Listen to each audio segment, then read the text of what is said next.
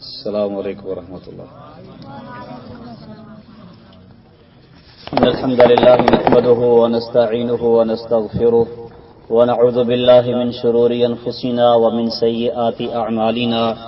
من يهده الله فلا مضل له ومن يضلل فلا هادي له. وأشهد أن لا إله إلا الله وحده لا شريك له وأشهد أن محمدا عبده ورسوله صلى الله عليه وسلم. أما بعد فقال الله تعالى في القرآن المجيد والفرقان الحميد. أعوذ بالله السميع العليم من الشيطان الرجيم من همزه ونفخه ونفثه. فلعلك باخع نفسك على آثارهم إن لم يؤمنوا بهذا الحديث أسفا إنا جعلنا ما على الأرض زينة لها لنبلوهم أيهم أحسن عملا وإنا لجاعلون ما عليها صعيدا جرزا.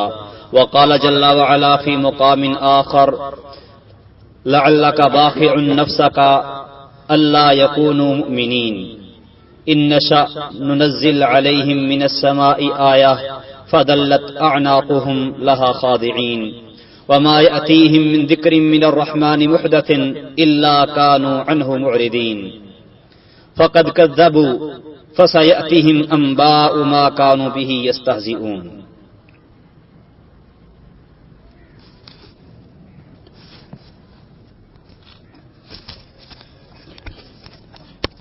اللہ سبحانہ و تعالی نے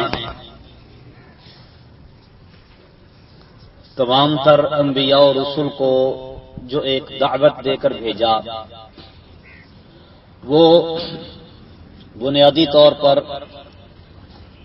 اللہ تعالی کی عبودیت کی دعوت تھی.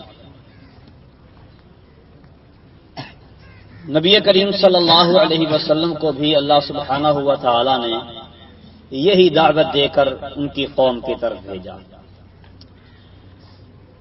تقریباً تمام تر زمانوں کے لوگ اللہ تعالی کے اختیارات، اللہ تعالی کی صفات تسلیم کرتے تھے.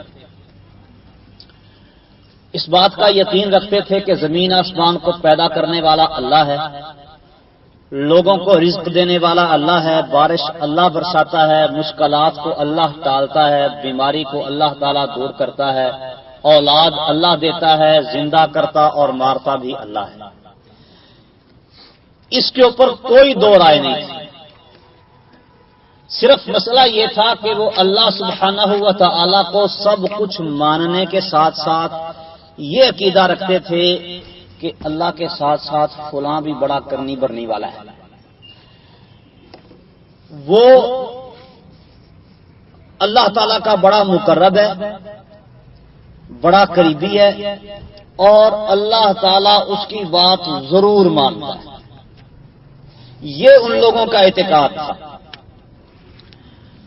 تو اللہ سبحانہ و تعالی نے اسی بات کی اصلاح کرنے کے لیے انبیاء اور رسول کو بھیجا اور انہیں حکم دیا کہ بندوں سے کہو ان اعبدوا اللہ ما لکم من الہ غیرہ، کہ تم صرف اللہ ہی کی عبادت کرو، اللہ کے سوا تمہارے لیے اور کوئی الہ نہیں ہے، کوئی اور معبود برحق نہیں ہے، عبادت کے لائق صرف اور صرف اللہ ہے. جب تم یہ مانتے ہو کہ ہمیں پیدا اللہ نے کیا ہے، ہمیں رزق روزی روٹی اللہ دیتا ہے، ہمارے کاروبار اللہ چلاتا ہے اور ہمارے لیے اسباب سارے کے سارے اللہ مہیا کرتا ہے، اللہ سبحانہ و تعالی ہی ہے جو ہمیں پیدا کرنے والا، موت دینے والا، بیماری دینے والا، شفا دینے والا، مصائب مشکلات کو ٹالنے والا، مدبر الامور مصرف الامور اللہ تعالی ہے. جب یہ سارا کچھ تم مانتے ہو تو پھر عبادت بھی اسی کی کرو، کیونکہ عبادت کے لائق وہ ہستی، وہ ذات ہوتی ہے جو کسی کے آگے مجبور نہ ہو، جس کا بس سب پر چلے. فعال لما یرید، وہ جو چاہے اس کو پورے زور کے ساتھ کر سکتا ہو. اور یہ اللہ سبحانہ و تعالیٰ کے اندر یہ صفات موجود ہے. حتیٰ کہ یہ بتوں کو پوجنے والے، ان کی عبادت کرنے والے جب یہ کہیں گرداب میں پھنستے بھنور میں ان کی کشتی ہچکولے کھانے لگتی، تو پھر سارے یہ لات منات عزا حبل نائلہ جو 5 انہوں نے بت بنا رکھے تھے 5 تن پاک، وہ سارے بھول جاتے ہیں، صرف اکیلے اللہ کو پکارتے۔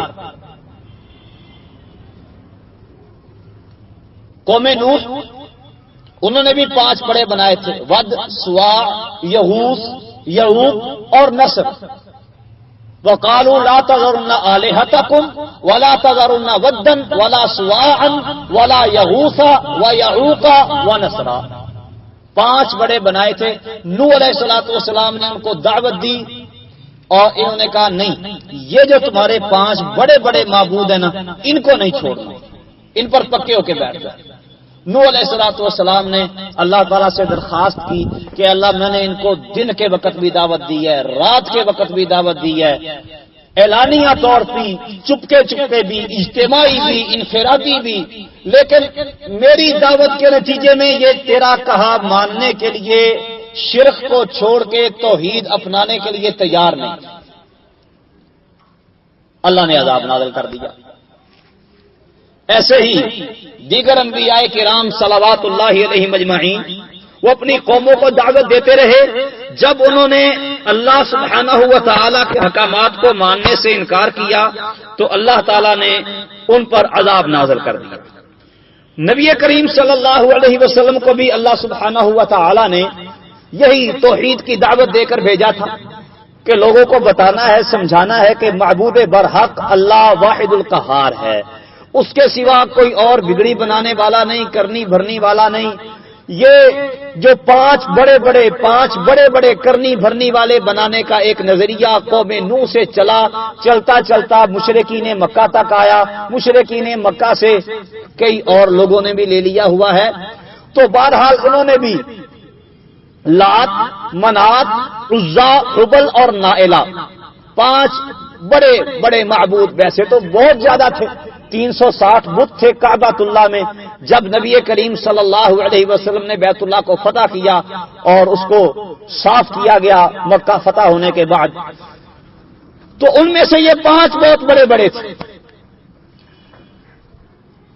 تو ان سب کو چھوڑو، اللہ جو مالک و خالق ہے اس کی عبادت کرو، اس کی پرستش کرو۔ اسی پہ لوگوں نے دشمنیاں مول لے لی اور نبی کریم صلی اللہ علیہ وسلم کے ساتھ عداوت، آپ کے خلاف منصوبہ بندیاں، طرح طرح کی مصیبتیں، مشکلیں، اور وہ سارا سیرت کا پورا ایک باب ہے نبی کریم صلی اللہ علیہ وسلم کی مصائب، مشکلات، مشرکین مکہ کی طرف سے جو پیش آمدہ حالات تھے وہ سارے آپ کے سامنے۔ تو اللہ سبحانہ و تعالی نے نبی کریم صلی اللہ علیہ وسلم کی اس تکلیف اور اذیت کے باوجود ان کی جو ایک کوشش تھی دین پہنچنے کی، اسلام پہنچنے کی اور لوگوں تک توحید کی دعوت پہنچنے کی، ان کا جو جذبہ تھا لوگوں کے اندر تک اسلام کو پہنچانے کا، اللہ تعالی نے اس کو دیکھتے ہوئے کہا فَلَعَلَّكَ بَاخِعٌ نَفْسَكَ عَلَىٰ آثَارِهِمْ إِن لَّمْ يُؤْمِنُوا بِهَٰذَا الْحَدِيثِ أَسَفًا، شاید کہ آپ اس افسوس کی وجہ سے اپنے آپ کو ہلاک کر بیٹھیں گے کہ یہ لوگ اس حدیث پر جو ہم نے نازل کی ہے، دین الہی، وحی الہی، اس پر ایمان نہیں لاتے، آپ اپنے آپ کو ہلاک نہ کر بیٹھے۔ یعنی اتنا تم دہی کے ساتھ دعوت دینے والے تھے کہ ہر وقت ہر موقع پر آپ تعلیم دیتے، تربیت دیتے، دعوت دیتے، لوگوں کو توحید کی طرف بلاتے۔ اور یہ دعوت کا ایک اصول ہے کہ جس کو بھی دعوت دینی ہے سب سے پہلے اس کو توحید کی دعوت، اللہ رب العالمین کی وحدانیت کی دعوت، عقیدے کی اصلاح۔ آج لوگوں کا عقیدہ ہی ٹھیک نہیں، جب عقیدہ ٹھیک ہو جاتا ہے تو عمل اپنے آپ سنورنے لگتا ہے، سدھرنے لگتا ہے۔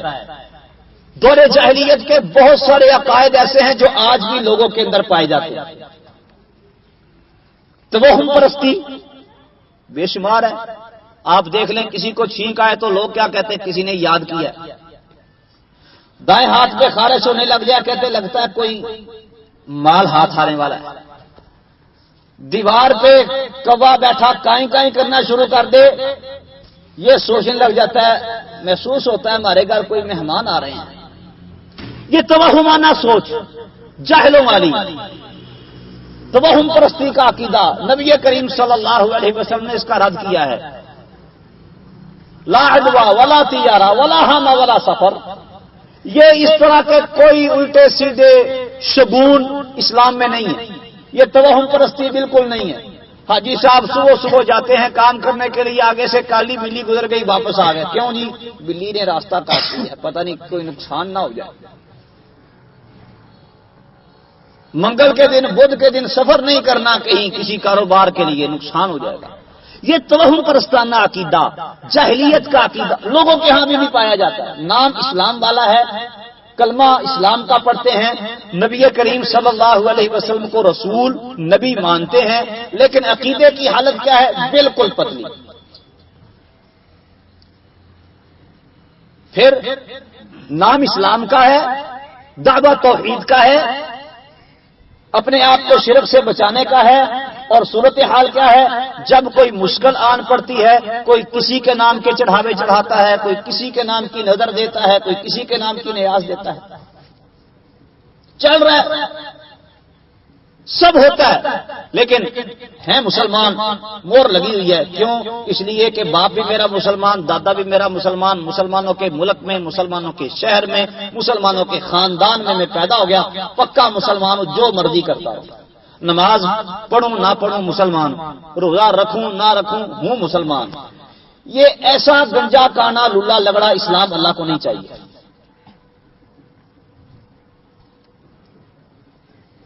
اللہ تعالیٰ کو وہ اسلام چاہیے جو نبی کریم صلی اللہ علیہ وسلم کو اللہ نے دے کر بھیجا تھا، اور صحابہ کرام رضوان اللہ علیہم اجمعین نے جس کو قبول کیا تھا.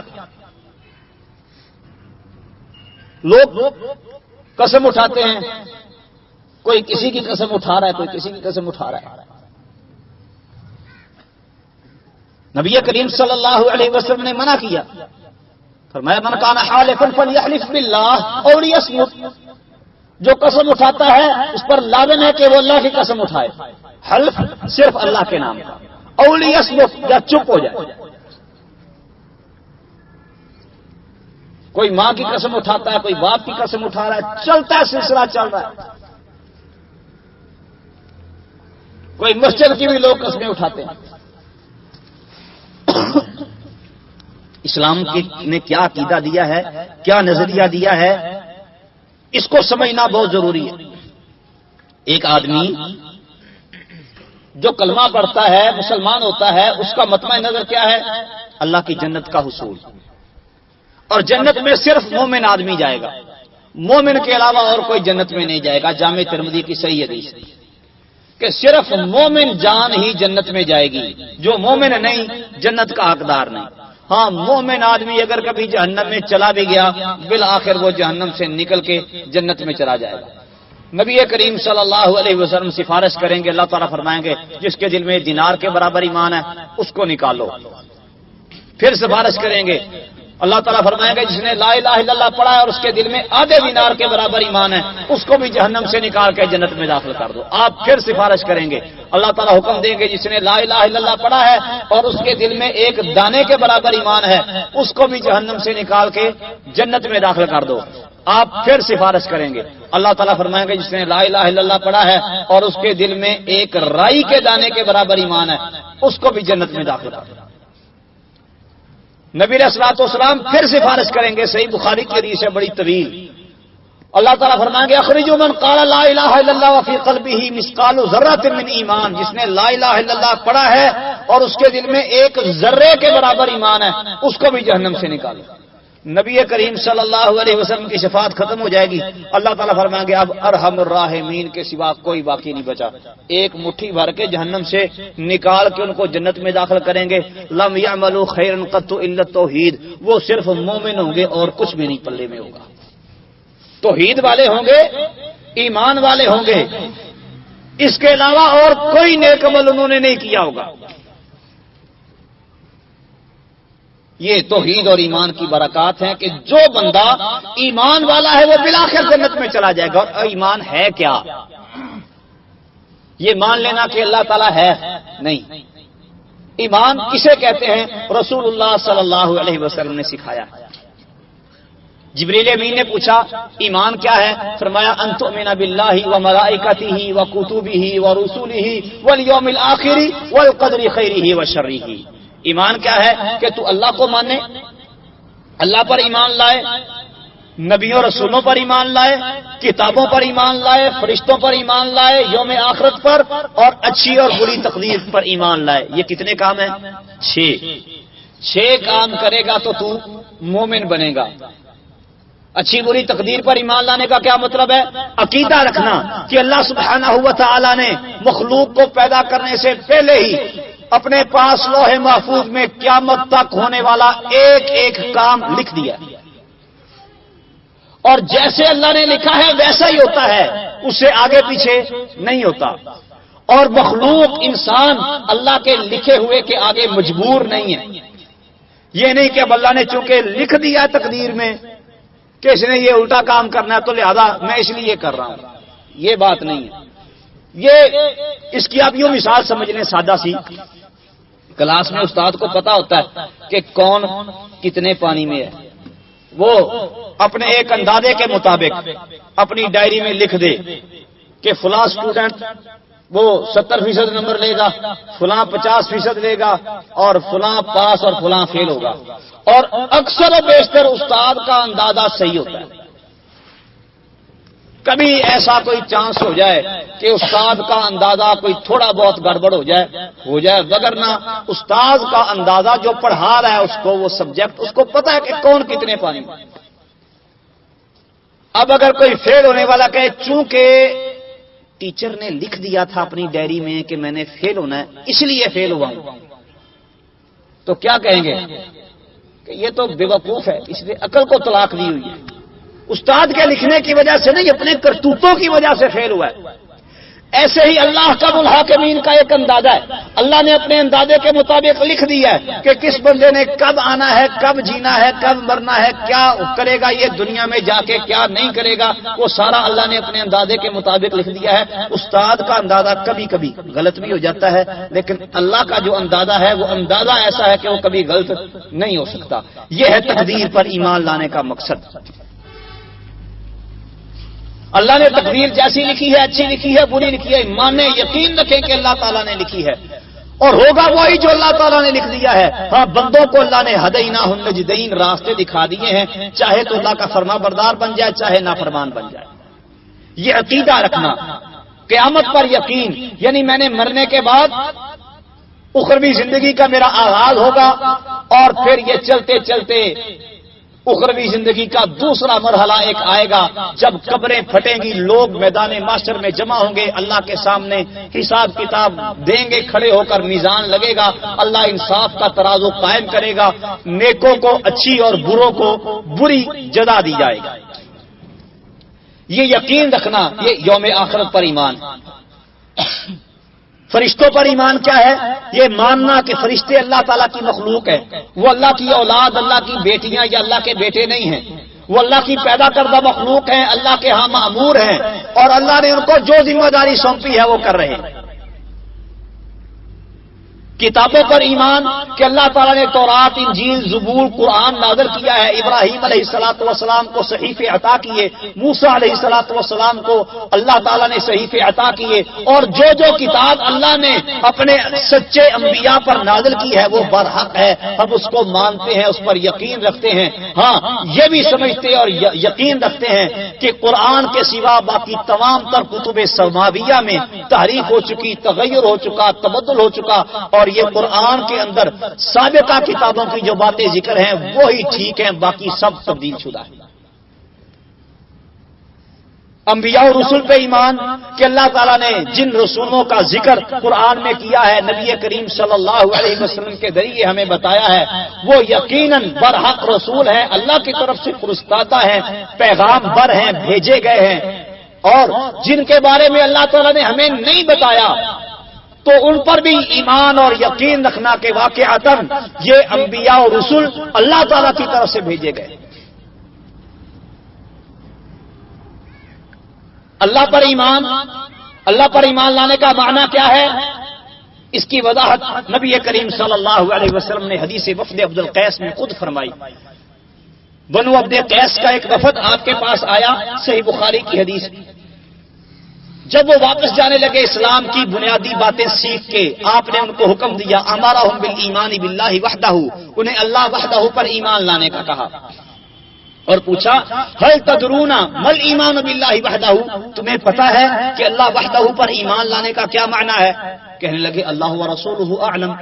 آپ نے فرمایا ایمان کیا ہے؟ ان تشہدوا اللہ الہ الا اللہ، اللہ کی توحید کی گواہی دو، میری نبوت اور رسالت کی گواہی دو، وتقیموا الصلاۃ، نماز قائم کرو، زکوٰۃ ادا کرو، رمضان کے روزے رکھو، وان تعطوا من المغنم الخمس، اور مال غنیمت میں سے خمس 5واں حصہ ادا کرو، یعنی جہاد کرو. جہاد کے نتیجے میں اگر تمہیں غنیمت حاصل ہوتی ہے، غنیمت ملتی ہے، تو امیر جہاد وہ کیا کرے گا؟ ساری غنیمت جمع کر کے اس میں سے 4 حصے غازیوں کے درمیان تقسیم کرے گا اور 5واں حصہ بیت المال میں جمع کیا جائے گا. یہ اللہ پر ایمان لانے کا معنی ہے. اللہ پر ایمان لانے کے لیے 5 کام کرنے ہوں گے: توحید و رسالت کی گواہی، نماز کا قیام،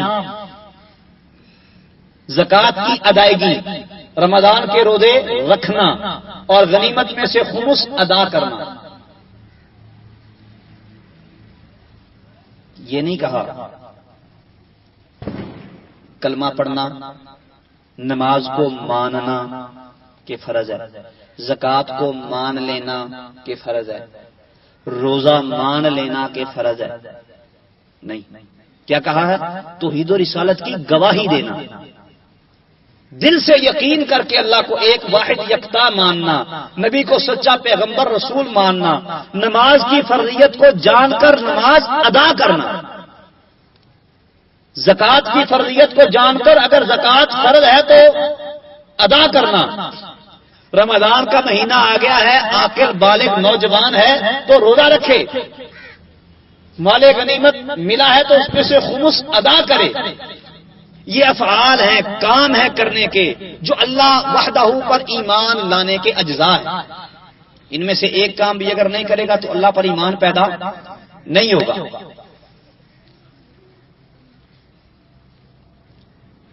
تو یہ 5 کام ایمان باللہ وحدہ کا معنی ہے، اور 5 کام باقی رہ گئے: رسولوں پر، کتابوں پر، فرشتوں پر، یوم آخرت پر، اور تقدیر پر ایمان.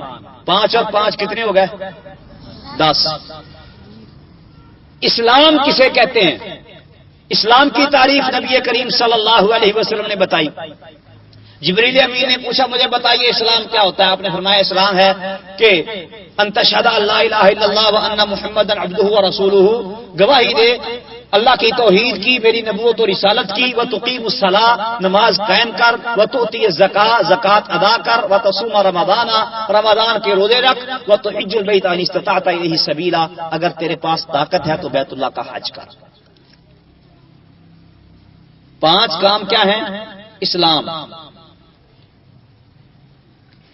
توحید و رسالت کی گواہی، نماز قائم کرنا، زکوٰۃ ادا کرنا، رمضان کے روزے رکھنا. یہ 4 کام ایمان کے اندر بھی شامل ہیں. ایک چیز اضافی آئی، وہ کیا؟ بیت اللہ کا حج کرنا. 10 پہلے تھے، یہ 11واں. کتنے کام ہو گئے؟ 11 کام. جو بندہ یہ 11 کام کرے گا وہ مسلم اور مومن بن جائے گا. صرف 5 کام کرے، توحید و رسالت کی گواہی دے، نماز قائم کرے، زکوٰۃ ادا کرے، رمضان کے روزے رکھے، بیت اللہ کا حج کرے، یہ بندہ مسلم بنے گا، مومن نہیں. مومن بننے کے لیے اس کو مزید 6 کام کرنے پڑیں گے: مال غنیمت میں سے خمس ادا کرنا، نبیوں رسولوں پر ایمان، اللہ کی نازل کردہ کتابوں پر ایمان، فرشتوں پر ایمان، یوم آخرت پر ایمان، اور تقدیر پر ایمان. یہ 6 کام مزید کر لے گا تو یہ اپ گریڈ ہو کے مسلم سے مومن بن جائے گا. اور جنت میں داخلے کے لیے ایمان شرط ہے. اور یہ وہ عقیدہ ہے، وہ نظریہ ہے جو نبی کریم صلی اللہ علیہ وسلم نے اپنی امت کو دیا اور سمجھایا ہے، اور اسی پر دعوت کھڑی ہوتی ہے. معاذ بن جبل رضی اللہ تعالیٰ عنہ کو بھیجا، فرمایا آپ ایسی قوم کے پاس جا رہے ہیں جو اہل کتاب ہیں، فَلْتَكُنْ أَوَّلَ مَا تَدْعُوهُمْ إِلَيْهِ، سب سے پہلی بات جس کی طرف تمہیں ان کو دعوت دینی ہے وہ کیا ہے؟ أَن يُوَحِّدُوا اللَّهَ، اللہ کی توحید بیان کریں، أَن يَشْهَدُوا أَن لَا إِلَٰهَ إِلَّا اللَّهُ، اللہ کی وحدانیت، اللہ کی عبودیت میں یکتا ہونے کی گواہی دیں. فَإِنْهُمْ أَطَاعُوكَ بِذَلِكَ، اگر وہ یہ بات مان لیں، اللہ کو واحد یکتا معبود برحق مان لیں، فَأَعْلَمْهُمْ، پھر ان کو بتا، ان کو سکھا کہ اللہ تعالیٰ نے ان پر 5 نمازیں فرض کی ہیں، فی کل یوم ولیلہ، ہر دن رات میں. جب وہ یہ بات بھی مان لیں پھر ان کو بتانا ہے کہ ان اللہ قد افترض صدقۃ فی اموالہم تؤخذ من اغنیائہم فترد علی فقرائہم، اللہ نے ان کے مالوں میں زکوٰۃ فرض کی ہے جو غنیوں سے لے کے فقیروں کو دی جائے گی.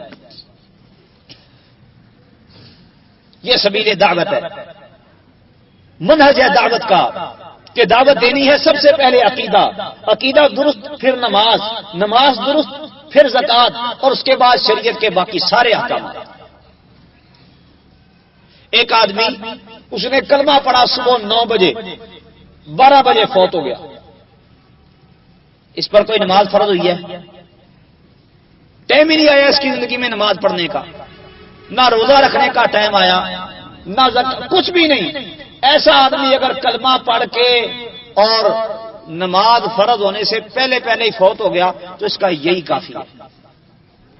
حدیث میں آتا ہے قیامت کے دن ایک ایسا بندہ آئے گا اس کے سارے گناہ ہی گناہ ہوں گے، صرف وہ مسلمان ہوا ہوگا کلمہ پڑھ کے، اور اس کے رجسٹر گناہوں کے ساتھ بھرے ہوئے، پڑھنا دوسرا خالی، اس میں سے گناہوں میں سے ایک پرچی نکالی جائے گی، ایک بطاقہ، اس پر لکھا ہوگا لا الہ الا اللہ، اس کو دوسری طرف رکھا جائے گا، یہ بھاری ہو جائے گا. یہ وہ آدمی ہے جس کی زندگی میں عمل کا وقت نہیں آیا، لیکن جس کی زندگی میں عمل کا وقت آ گیا لیکن اس نے عمل کیا نہ، اس کا پھر اسلام سے رشتہ خراب ہونے لگ جاتا ہے، بس اوقات کٹ جاتا ہے. مشہور حدیث ہے کہ یہودی بچہ نبی علیہ الصلوۃ والسلام کی خدمت کیا کرتا تھا اور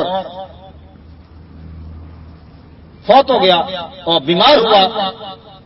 آپ اس کی عادت کرنے کے لیے گئے. باپ تورات کا حافظ تھا، سرہانے بیٹھ کر تورات پڑھ رہا تھا. آپ نے اس کو دعوت دی، اسلام قبول کر لے. باپ کی طرف دیکھتا ہے، باپ نے کہا اتے ابو القاسم صلی اللہ علیہ وسلم کی بات مان لے. تو اس نے کلمہ پڑھا، مسلمان ہوا. اس کے بعد فوت ہو گیا. نبی کریم صلی اللہ علیہ وسلم نے اس کا جنازہ پڑھایا. اب اس نے کیا کیا؟ کلمہ پڑھا، کچھ بھی نہیں. یہ آدمی جنتی ہے، اس کی زندگی میں عمل کا ٹائم آیا ہی نہیں. ایک اور آدمی کلمہ پڑھتا ہے، مسلمان ہوتا ہے، مسلمان میدان میں کھڑے کافروں سے لڑ رہے ہیں، جا کے لڑائی شروع کر دیتا ہے. لوگوں نے پوچھا کیا تو اپنی حمیت کی وجہ سے، برادری کی وجہ سے لڑنے کے لیے آیا ہے یا اللہ اور اس کے رسول کی خاطر لڑنے کے لیے آیا؟ کہا بل غلبا للہ ورسولہ. اسی مارکے میں شہید ہو گیا. نبی کریم صلی اللہ علیہ وسلم نے فرمایا عمل تھوڑا کیا تھا، اجر زیادہ پا گیا. صحابہ فرماتے ہیں ما صلی للہ صلاۃً، اس نے اللہ کے لیے ایک نماز بھی نہیں پڑھی، زندگی میں ٹائم ہی کو نہیں آیا نماز پڑھنے کا. ایک آدمی اس پر زکوٰۃ فرض ہی نہیں ہوئی، ساری زندگی زکوٰۃ نہ، اس پر تو فرض ہی نہیں ہے. اتنا مال ہوگا کہ اس پہ زکوٰۃ فرض ہو پھر ہی دے گا نا، ہے ہی نہیں. ایک آدمی اس کی زندگی میں رمضان کا مہینہ ہی نہیں آیا، مثلا محرم میں مسلمان ہوا، رجب میں فوت ہو گیا. رمضان تو بھی دور ہے، اس پر روزہ فرض ہی نہیں ہے، روزے کے بغیر بھی وہ مومن ہے. لیکن اگر کسی کی زندگی میں روزہ رکھنے کا وقت آ گیا اور وہ روزہ نہ رکھے، پھر اس کا ایمان بھاگنے لگ جاتا ہے، خالی ہو جاتا ہے ایمان سے. اور یہ دعوت عقیدے کی، توحید کی، اسلام کی آج آپ معاشرے کے اندر دیکھ رہے ہیں، ہر طرف عجیب و غریب صورتحال ہے. لوگ کھچے کھچے چلے جا رہے ہیں یورپ کی طرف، امریکہ کی طرف، یہودیوں کی طرف، عیسائیوں کی طرف، ہندوؤں کی طرف. ان کے کلچر کو ڈیولپ کرتے، ان کی ثقافتوں کو کھڑا کرتے، ان کی تہذیبوں کو اپناتے بڑے لوگ نظر آئیں گے. دعویٰ کیا ہے مسلمانی کا؟ دعویٰ اسلام کا ہے، لیکن صرف دعویٰ اسلام میں کام آنے والا نہیں، دعوے کے ساتھ ساتھ عمل بھی ہونا چاہیے. اللہ تعالیٰ فرماتے ہیں کہ کچھ لوگ ایسے ہیں وَمِنَ النَّاسِ مَن يُعْجِبُكَ قَوْلُهُ فِي الْحَيَاةِ الدُّنْيَا وَيُشْهِدُ اللَّهَ عَلَى مَا فِي قَلْبِهِ. ایک آدمی آپ کو دنیاوی زندگی میں اس کی باتیں بڑی اچھی لگتی ہیں، نعرے بڑے اعلیٰ، سلوگن بڑے شاندار قسم کے، بلند بانگ اس کے دعوے، اور پھر وہ اللہ کو گواہ بناتا ہے اپنی ہر بات پہ. وَهُوَ أَلَدُّ الْخِصَامِ، حالانکہ ہے سخت جھگڑالو. وَإِذَا تَوَلَّىٰ سَعَىٰ فِي الْأَرْضِ لِيُفْسِدَ فِيهَا وَيُهْلِكَ الْحَرْثَ وَالنَّسْلَ وَاللَّهُ لَا يُحِبُّ الْفَسَادَ. اور اس کے کام کیا ہے؟ اسلام کو بدنام کرتا ہے، مسلمانوں کو تباہ و برباد کرتا ہے، مسلمانوں کو کیا کرتا ہے؟ یہلک الحرث والنسل، مسلمانوں کی نسل کو ہلاک کرتا ہے، مسلمانوں کے کھیت کھلیان، مسلمانوں کی فصلیں، انہیں تباہ و برباد کرتا ہے. واللہ لا یحب الفساد، اللہ فساد کو پسند نہیں کرتا. لوگوں کے نعرے بڑے عمدہ، بڑے اعلیٰ، اور لوگ اعلیٰ ترین نعروں کے ساتھ اپنی طرف لوگوں کو کھینچتے ہیں، بلاتے ہیں، اور پھر ان کو گمراہ کرتے ہیں. آج دیکھ لیں آپ، بڑا شور اٹھا ہوا ہے، غلغلہ مچایا ہوا ہے کئی لوگوں نے کہ اللہ کی توحید، اللہ کی توحید. اچھا توحید کیا ہے؟ توحید حاکمیت. حاکمیت کا مطلب کیا ہے؟ کہ اللہ کی زمین ہے، رب کی دھرتی ہے، اس پہ رب کا نظام چلنا چاہیے. ٹھیک ہے جی، اس بات پہ تو ہمارا آپ کے ساتھ اتفاق ہے کہ اللہ کی زمین ہے، اس پہ اللہ کا نظام، اللہ کا قانون چلنا چاہیے. اچھا پھر کیسے چلے گا؟ یہاں پہ کام خراب ہو گیا. طریقہ کار کیا ہے؟ حکومت کافر، فوج کافر، پولیس کافر، سارے سرکاری ملازمین کافر، جو ہمارے ساتھ نہیں ہے سارے کافر، اور کہیں اگر پھنس گیا تو یار میں بھی کافر. یہی نتیجہ. سب کو کافر کہو، سب کو مارو، قتل کرو، مال لوٹو، اغوا کرو، یہ سارے کام کرو. کس لیے؟ دین کو غالب کرنا ہے. یہ طریقہ نہیں ہے دین کے غلبے کا. اسلام کے غلبے کے لیے ایک پیکج اللہ تعالیٰ نے دیا ہے. وعد اللہ الذین آمنوا منکم وعملوا الصالحات لیستخلفنہم فی الارض کما استخلف الذین من قبلہم وليمکنن لهم دینہم الذی ارتضی لهم وليبدلنہم من بعد خوفہم امنا یعبدوننی لا یشرکون بی شیئا.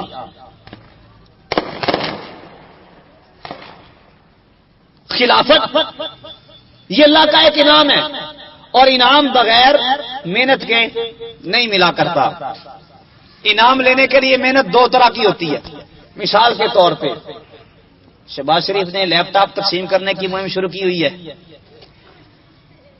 اچھا 70% نمبروں پہ ملتے ہیں. اب ایک کے نمبر آئے 50%، وہ لیپ ٹاپ حاصل کرنے کے لیے کوشش کرتا ہے. کیسے؟ کہ کسی سے چھین کے بھاگنے کی کوشش کرے گا، یا تقریب تقسیم انعامات میں کیا کرے گا؟ وہاں سے چوری کرنے کی کوشش کرے گا. کوشش ہے نا یہ بھی. اور دوسری کوشش کیا ہے؟ پراپر طریقے سے محنت کرے، نمبر لے، اس کو مل جائے گا.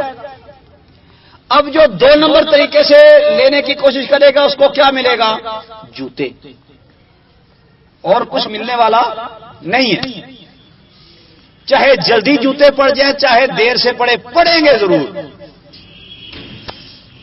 اور جو تھرو پراپر چینل آئے گا سیدھے راستے سے، اس کو نام مل جائے گا. اللہ نے 3 وعدے کیے. اللہ نے وعدہ کیا کیا ہے؟ تمہیں کیا ملے گا؟ لا یستخلفنہم فی الارض کما استخلف الذین من قبلہم. سارے حزب التحریر والے، جماعت اسلامی والے، فلانے ٹمکانے، ایرے گہرے، نتھو خیرے، سارے یہی کہتے ہیں نا خلافت قائم ہونی چاہیے. اللہ فرماتے ہیں کہ میں نے وعدہ کیا ہے کہ تمہیں خلافت دوں گا جیسے پہلے لوگوں کو دی تھی.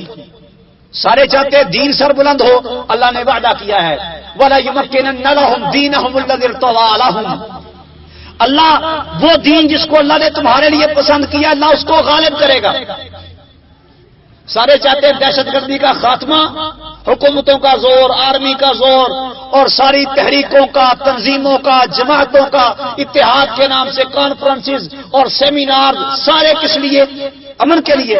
اللہ نے کہا وَلَا يُبَدِّلَنَّهُمْ مِنْ بَعْدِ خَوْفِهِمْ أَمْنًا. اللہ خوف کے بعد امن عطا کرے گا. کتنے انعام ہیں؟ 3.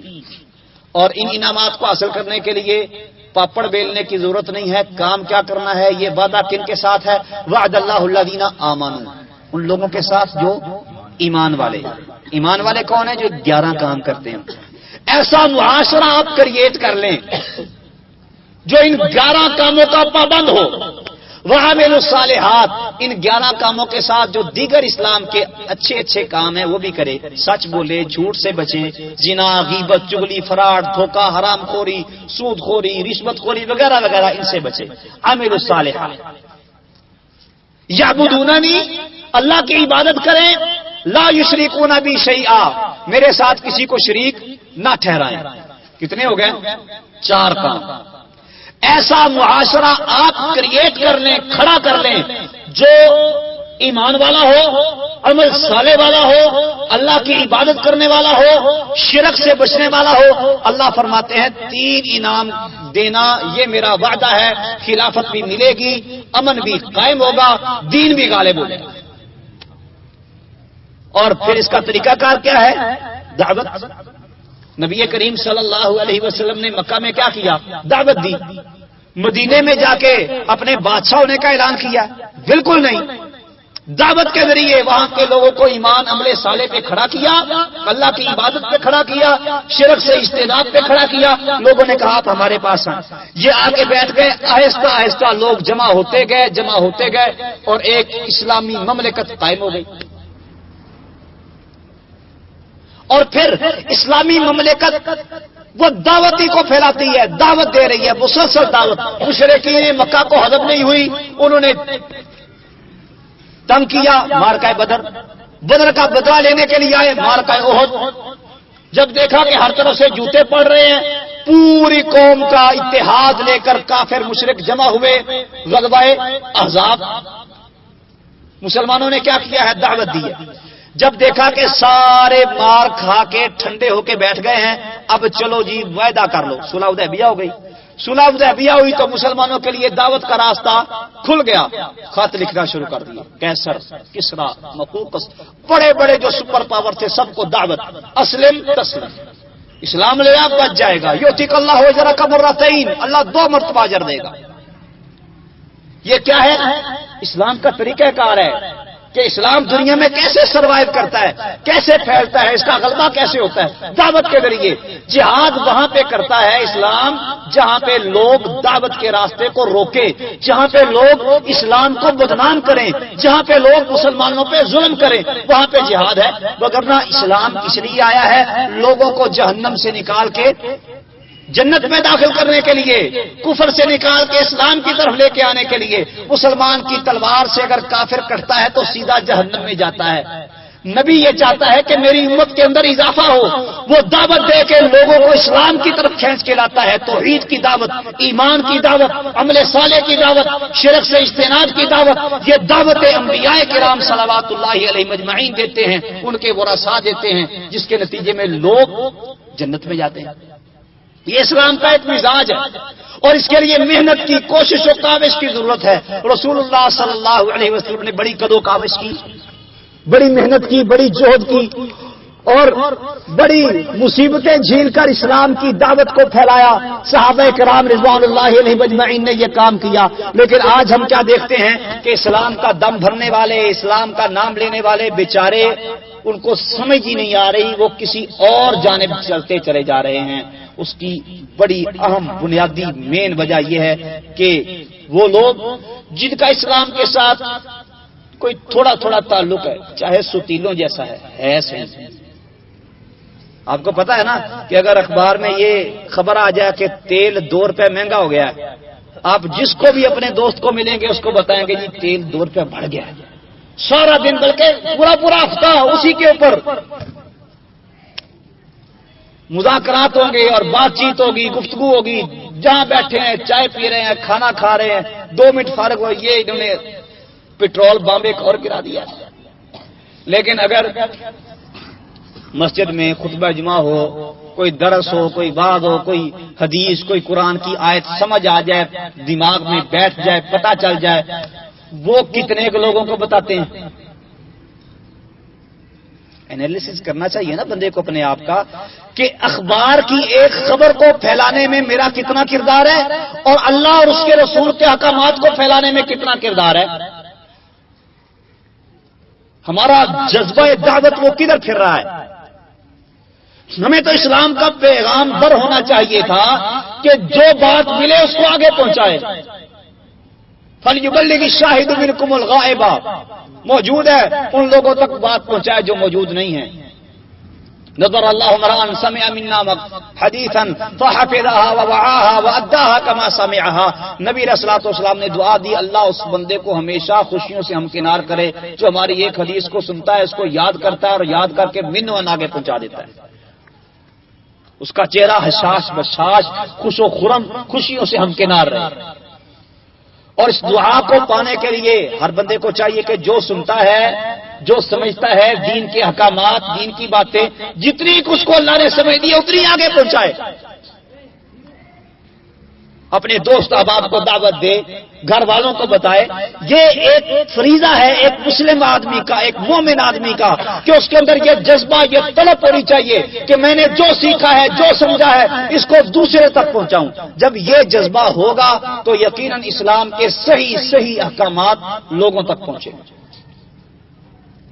اور اگر صحیح باتیں پہنچانے والے ہی ٹھنڈے ہو کے بیٹھ گئے تو پھر باطل پرست لوگ تو لگے ہوئے ہیں۔ شیعہ رافضی انہوں نے اپنا عقیدہ کیسے پھیلایا؟ کبھی غور کیا آپ نے؟ وہ میراثی ڈھول بجانے والا، وہ جب ویل مانگتا ہے کیا کہتا ہے؟ 5 12 دی ویل۔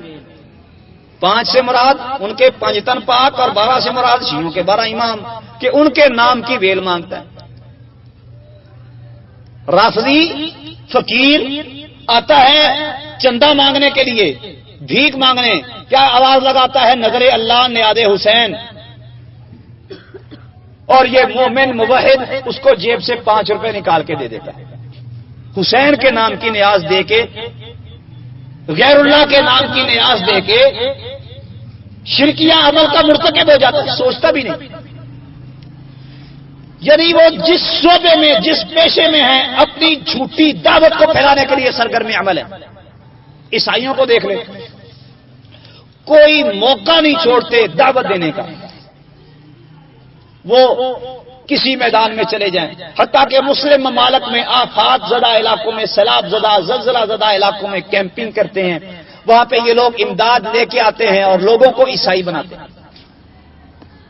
بڑے بڑے ہاسپٹل انہوں نے قائم کیے ہوئے، مفت علاج، اور ساتھ ساتھ کیا ہے؟ عیسائیت کی دعوت۔ اور ہم ہیں کہ اپنے آرام سکون سے بیٹھے ہوئے اپنے گھر میں، اپنے کالج میں، اپنی یونیورسٹی میں، اپنے دوستوں کو، اپنے کلاس فیلوز کو، اپنے خیش و اقارب کو کوئی دین کی بات بتانے کے لیے تیار نہیں ہوتے۔ ہماری مجلسیں کن باتوں پر مبنی ہیں؟ مشرف ایسے تھا، زرداری نے یہ کیا، نواز شریف یہ کر رہا ہے، ملکی سیاسی، اچھا جی وہ مصر میں یہ ہو گیا، ہو بڑا کچھ ہو گیا، ایسا نہیں ہونا چاہیے تھا۔ شام میں یہ ہو رہا ہے، بھائی تمہاری بلا سے ہو رہا ہے تو تم نے کیا کیا؟ صرف باتیں، زبان کا چسکا، زبان سے باتیں کی یا کان سے سنی، کان کا چسکا پورا کیا، اس کے بعد کپڑے جھاڑے، ہاتھ جھاڑے، اٹھ کے چل دیے۔ نہیں، اسلام اس چیز کو نہیں چاہتا۔ اسلام ایک عملی مسلمان چاہتا ہے جو میدان عمل میں اترے۔ تو اس کے لیے تیاری کریں، میدان عمل میں اتریں، دین کی دعوت، دین کا پیغام لوگوں تک پہنچائیں، احساسات لوگوں کے اجاگر کریں، ان کو اللہ کی توحید سکھائیں، توحید سمجھائیں۔ اللہ تعالیٰ توحید کے نتیجے میں، ایمان کے نتیجے میں ایک بڑی مضبوط قوت، طاقت مسلمانوں کی پیدا کرے۔ پھر ایسے ایماندار 313 بھی جمع ہو جائیں تو ہزاروں کی جماعتیں ان کے آگے کھڑی نہیں ہو سکتی۔ اللہ تعالیٰ سے دعا ہے کہ اللہ سمجھنے اور عمل کرنے کی توفیق دے۔ وما توفیقی الا باللہ علیہ توکلت و الیہ انیب۔